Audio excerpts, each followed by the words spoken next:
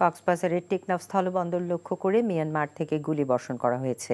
দুটি গুলি সরাসরি এসে আঘাত করেছে বন্দরে। একটি গুলি মূল ভবনের কাঁচের গ্লাসে আঘাত করলে গ্লাসটি ভেঙে যায়। অপর গুলিটি বন্দরের অভ্যন্তরে থাকা একটি ট্রাকের সামনের গ্লাসে আঘাত করে। টেকনাফ স্থলবন্দর পরিচালনাকারী প্রতিষ্ঠান ইউনাইটেড ল্যান্ড পোর্টের ম্যানেজার জসিমউদ্দিন জানান, বিকেলে হঠাৎ করে নাফ নদীর ওপারে মিয়ানমারের দিক থেকে গোলাগুলির শব্দ শোনা যায়। তার মধ্যে দুটি গুলি এসে লাগে বন্দরে, তবে এই ঘটনায় কেউ হতাহত হয়নি।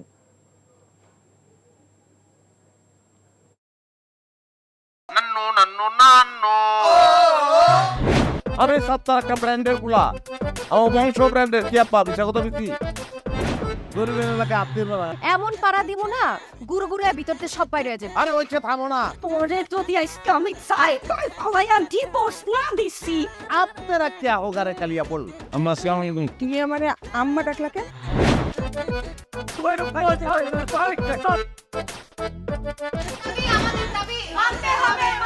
মামো তুমি গদ্দাল মাইয়া রে কোনদিন স্বামীর মুখ দেখাও না আমার। আমি আপনারে আমি দেখে নিব। হাতে লাগে বেতারে হাত ছাইরা দাও সোনার চাচারে। এনজিওর কিস্তি প্রথমবার বিকাশ পেমেন্ট করলেই 20 টাকা ইনস্ট্যান্ট ক্যাশব্যাক।